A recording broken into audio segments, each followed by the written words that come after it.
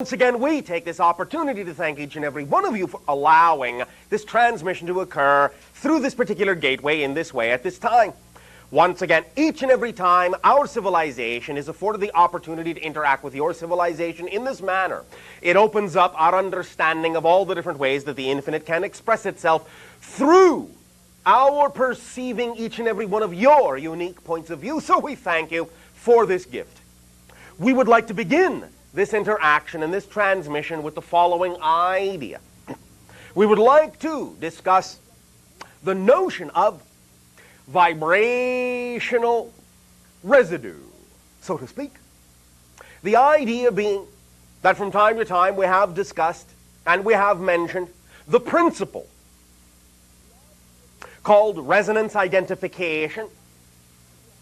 And we have discussed many times the idea that everything is vibration of energy, and that, of course, as many of you already know, whatever frequency, whatever vibrational rate you are operating on is what determines, of course, the reality experience that is reflected back to you through the experience of physical reality.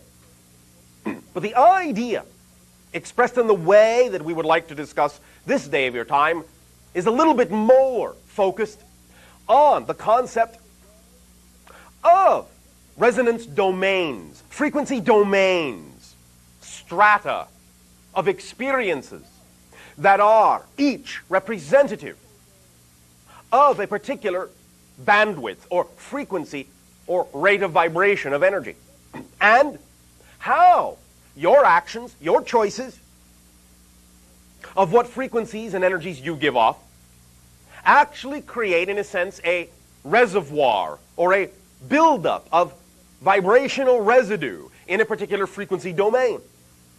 For example, the idea that we have talked about from time to time that is phrased in what you would call your biblical literature as judge not, yes, in that way ye be judged.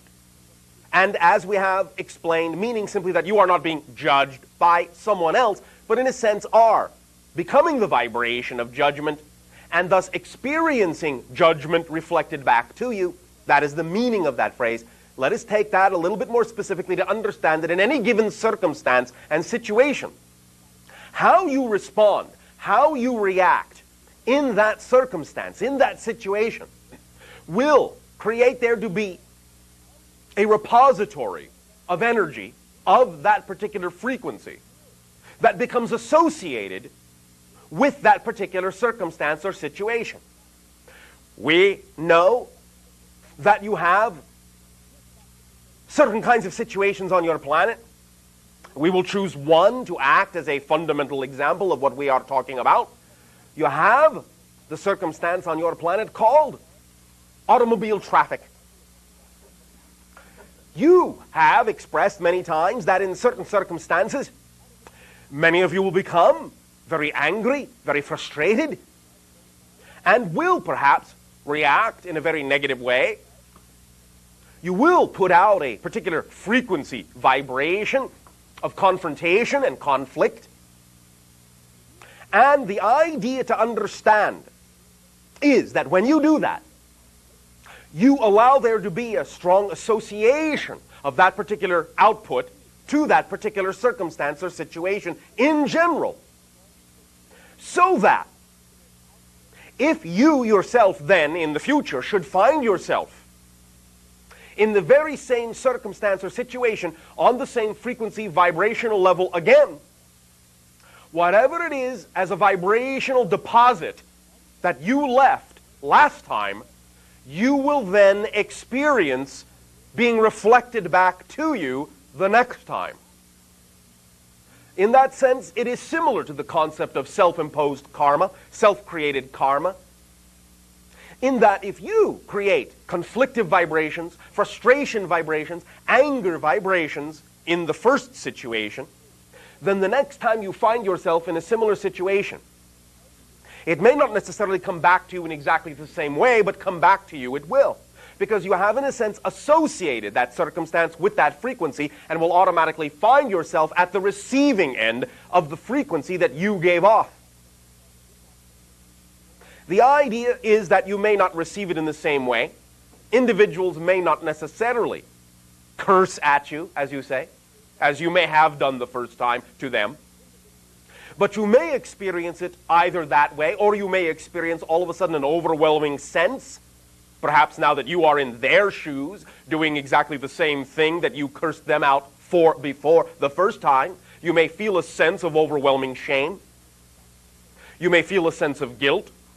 Not that you deserve to, not that you need to, but the idea is that this energy will come back to you in some way, for everything requires balance. And if you leave a deposit of that vibration connected to such a circumstance, then when you find yourself crossing that wavelength again, you will pick up the baggage that you left before. Because it is associated to you. It is keyed to you. It came from you. It belongs to you. It will come back to you.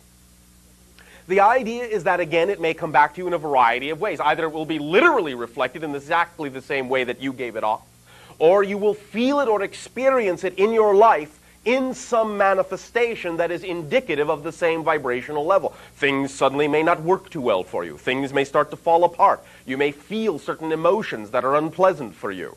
All because, to begin with, you allowed yourself to succumb to a particular vibration that may have really no benefit for you constructively, and in giving it off and associating it and attaching it to that circumstance, then it doesn't allow you to be free to experience that circumstance in the future in a clear and neutral way. Whenever you make such an association, you automatically limit the way in which you can experience that circumstance in the future until you clarify that energy as you have put it in to begin with. Always it is of great benefit and greater benefit to allow yourself the opportunity to experience any circumstance in a fundamentally neutral way, so that you can then decide to extract from the circumstance, no matter how it looks, a fundamentally positive or constructive outcome.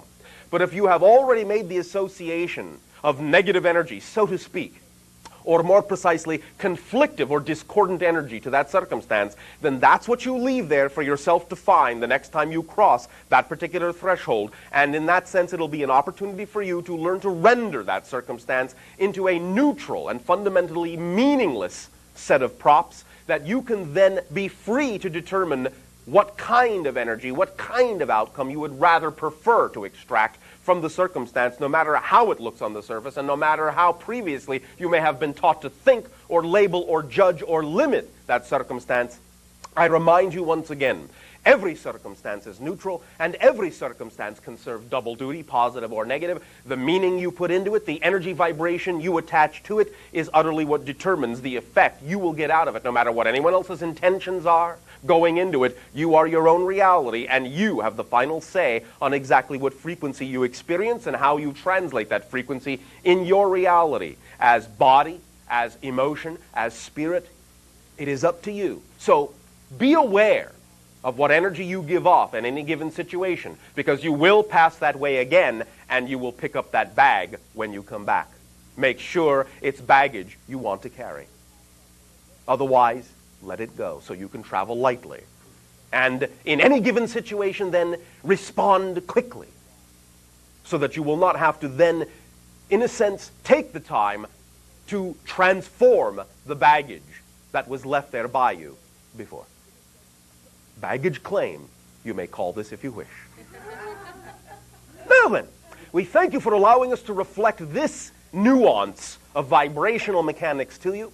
And in return for the gift that you are giving our civilization at this time in experiencing this co-created interaction, I ask in what way at this time may I and my world be of service to you. Bashar. I would like to know if a few of these biblical figures and characters as portrayed in the Bible are in fact real people that have such as Moses, Abraham, Yes. Solomon, Yes. Jesus. Yes. They were real historical people, if that's what you're asking. As portrayed in the Bible? Not completely. Some of it is metaphorical. Some of it is literal. Some of it is an analogy. Some of it is misremembered. Some of it is misinterpreted. Okay. Depends on what you are specifically referring to. For example, did Solomon's temple actually exist? Yes, it did. And in fact, it actually partly still does. There are still ruins and remnants of the temple that exist. But you wouldn't actually say Jesus is a prophet or the Son of God. You are all children of God, Right, okay. as are we. And the idea of what Jesus was talking about, or in his own language actually, Yeshua, was the idea that you are all Christ's. Mm-hmm. He wasn't looking for followers. He wasn't looking for Christians. He was saying that you are all equal to him. That, in that sense, you are all Christ's. You are all children of God. And the phrase, I am the way, simply means, be the way I am. Be like me.